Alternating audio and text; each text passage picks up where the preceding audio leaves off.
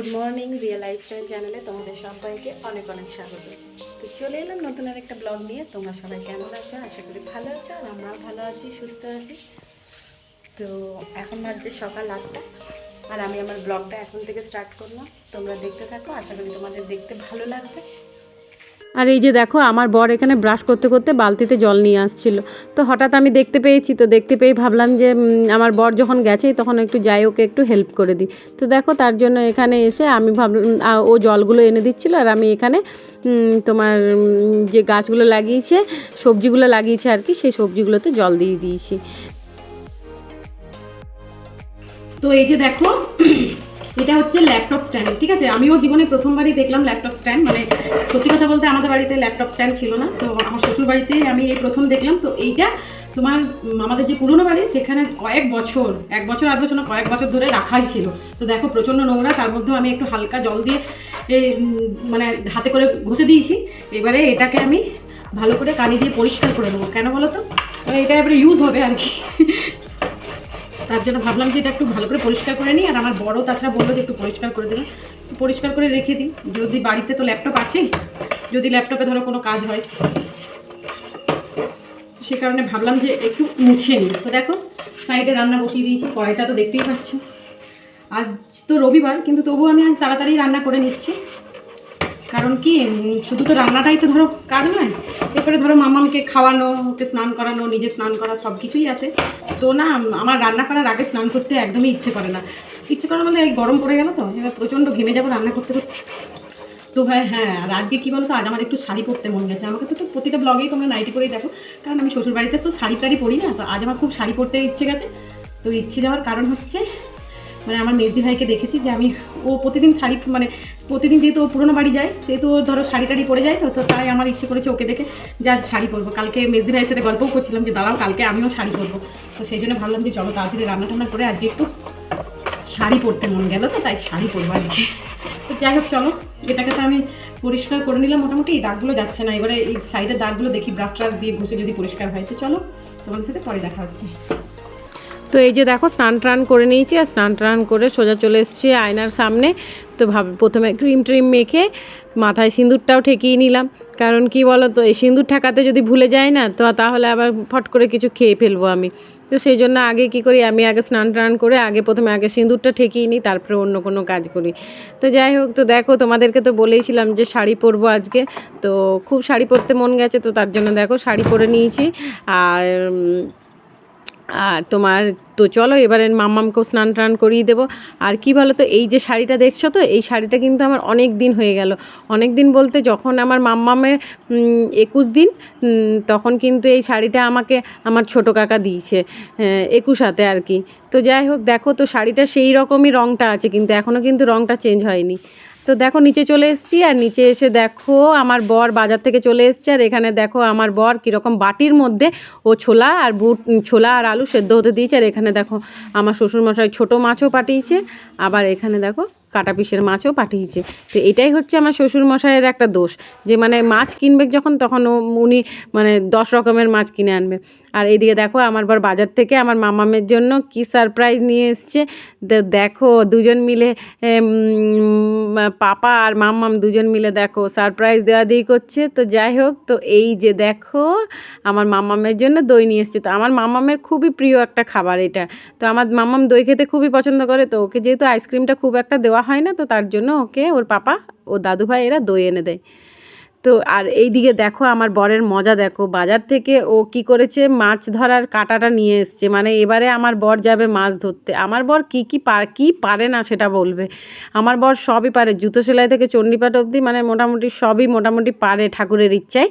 তো যাই হোক, তো এই যে দেখো আজকে আমার বর এখন মানে বড়শিটা এখন ঠিক করছে, যাতে ও মাছটা ধরতে যেতে পারে। তো চলো, আমার রান্না হয়ে গেছে। আর আজ যেহেতু রবিবার, আজ একটু দেরি করেই, মানে সকালে রান্নাটা বসিয়েছি, কিন্তু আমার করতে করতে সেই 12টাই বেজে গেল। 12টা বেজে গেলাম বলতে কি, তোমার অর্ধেকটা রান্না করার পর স্নান টান করলাম, দিয়ে তারপরে মাছটা এলো, দিয়ে মাছটা রান্না করলাম। তো চলো কী কী রান্না করেছি তোমাদেরকে একটু দেখাই। এই যে দেখো ভাত, আর এটা হচ্ছে মাছের তেল, পেঁয়াজ আর লঙ্কা দিয়ে ভেজে দিয়েছি। আর এখানে দেখো 2 রকম মাছ, এক রকম মাছের ঝোল জিরে গুঁড়ো দিয়ে, আর একটা হচ্ছে ছোট মাছ এনেছিল, তো এটা মাছ সর্ষে করে দিয়েছি। আর এই যে দেখো এখানে আমার বর আর আমার মামামের জন্য হচ্ছে কম তেল দেওয়া তরকারি, কমলিলতা শাক, বিনস ভাজা, আর এই যে মাছ।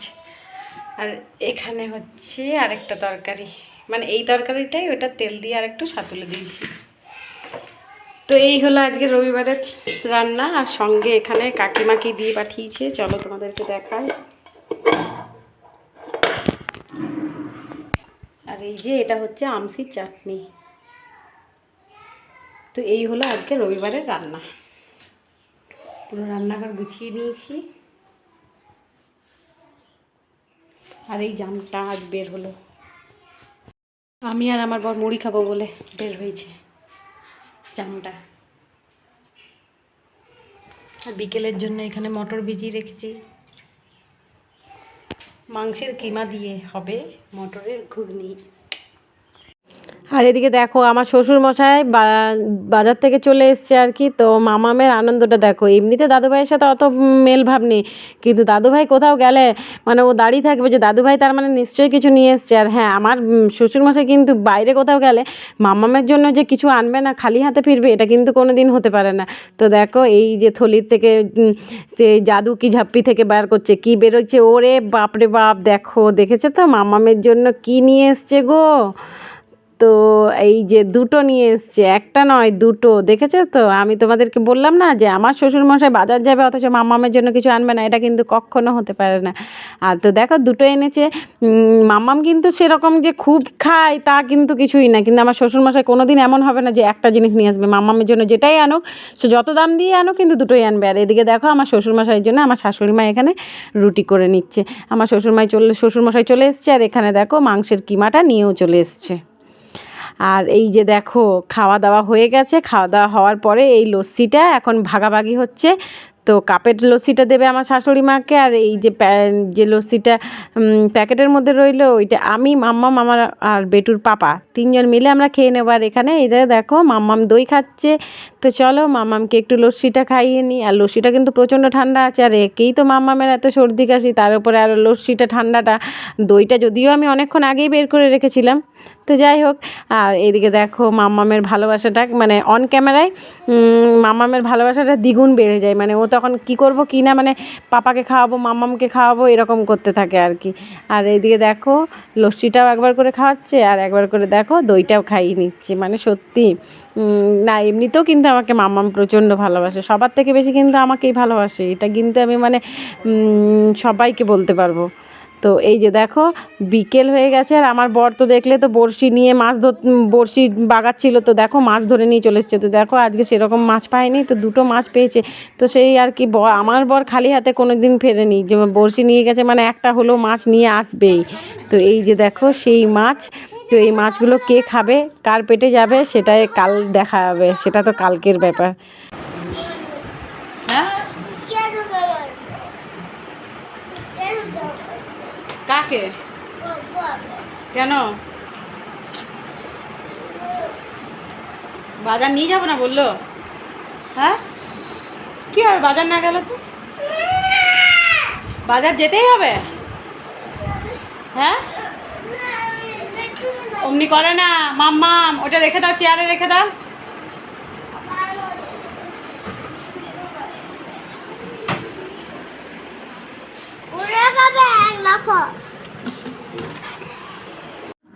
আর এদিকে দেখো আমার বর মাছগুলো নিয়ে এসছে বলে ওকেই ধুতে হচ্ছে, বেচারার কি কষ্ট, মানে ও মুখ ফুটে বলতেও পারলো না কাউকে মাছটা ধোয়ার কথা, আর কাউকে বলতে কি মাকেই বললে মা রেগে যেত, তো সে কারণে ও নিজেই ধুতে শুরু করে দিয়েছে। আর এই সব ছোটো ছোটো মাছ, আর এই সন্ধ্যেবেলা মাছ লাগতে ভীষণ মানে খারাপ লাগে আমার আর কি। এমনি কাটা পিসের মাছ হলে ধুয়ে দিতে পারবো, কিন্তু এই ছোটো ছোটো মাছগুলো না প্রচণ্ড অসুবিধা হয় ধুতে। তো তার জন্য দেখো আমার বর মশাই সব কিছু অভ্যাস করে নিয়েছে, এখন মাছ ধোয়াও শিখে গেছে, আস্তে আস্তে আস্তে আস্তে আস্তে সবই শিখে যাবে। তো যাই হোক, তো দেখো হঠাৎ আমাদের মনে পড়েছে যে ছাদে তো আমি ব্ল্যাঙ্কেটটা আজকে রোদে দিয়েছিলাম। তো দেখো মানে এখন বাজছে তোমার 7টা, আর আমার ব্ল্যাঙ্কেটটা এখনও ছাদেই রয়ে গেছে, দেখেছো তো। মানে কিছুই মনে থাকছে না। আর সকালে দিয়েছি, এই নিয়ে 3 দিন ব্ল্যাঙ্কেটটা দেওয়া হলো, জানো তো। সকালে 2 দিনই দিতে, মানে যেদিন কাচলাম সেদিন তো দুপুরে দেওয়া হলো, আর কালকেও তোমার দুপুরেই দিয়েছিলাম, সকালে ভুলে গিয়েছিলাম।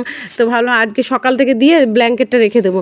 তো তার জন্য দেখো সকাল থেকে দিয়েছি, তো বাবা সকালে দিয়েছি রাতে কুড়াচ্ছি, মানে ভুলেই যাচ্ছি। তো যাই হোক চলো, আমার বর তো নিচে নিয়ে চলে গেল ব্ল্যাঙ্কেটটা। তো চলো এবারে গুছিয়ে নিই ব্ল্যাঙ্কেটটা। তো দেখো ব্ল্যাঙ্কেটটা এবারে গুছিয়ে নেবো, আর গুছিয়ে ডিভানের ভেতরে ভরে দেবো। কেন বলো তো, মানে বাইরে যেখানেই রাখবো সেখানেই ধুলো পড়ে যাবে। তো তাই ভাবলাম যে একটু যখন নিয়ে এলাম তখন নিয়ে এসে গুছিয়ে দিই। কেন বলো তো, নিয়ে এসে যদি নামিয়ে রেখে দিতাম না, তাহলে কী হতো, মানে নামানোই থেকে যেত, মানে তারপরে আর গোছানো হতো না। এবারে দিনক্ষণ পাঁজি দেখে তবে যে মনে হয় গোছানো হতো। তাই বর বললো যে এনে চলো এক্ষুনি গুছিয়ে দিই। তাই ভাবলাম যে চলো, আর আমার বর আছে যখন তখন গুছিয়েই নিই। আমার বর কিন্তু এইসব দিকে প্রচণ্ড কাজ করতে পারে, মানে যেটা বলবে সেটাই ও কিন্তু করে দেবে। তো তার কারণে দেখো ও একটু হেল্পও করে দিল, আর আমার কাজটাও হয়ে গেল, আর কাজটাও বেশ আসান হয়ে গেল আর কি। তো যাই হোক, তো চলো এবারে ব্ল্যাঙ্কেটটা ডিভানের ভেতরে ভরে রেখে দেবো। তো চলো, ভিডিওটা আর বড় করব না, ভিডিওটা অনেকটাই বড় হয়ে গেছে, বুঝেছো। তো চলো আজকের মতো তো এখানেই শেষ করলাম ভিডিওটা। দেখা হচ্ছে নেক্সট ভিডিওতে। ততক্ষণ সবাই ভালো থেকো, সুস্থ থেকো, সবাইকে টাটা, গুড নাইট।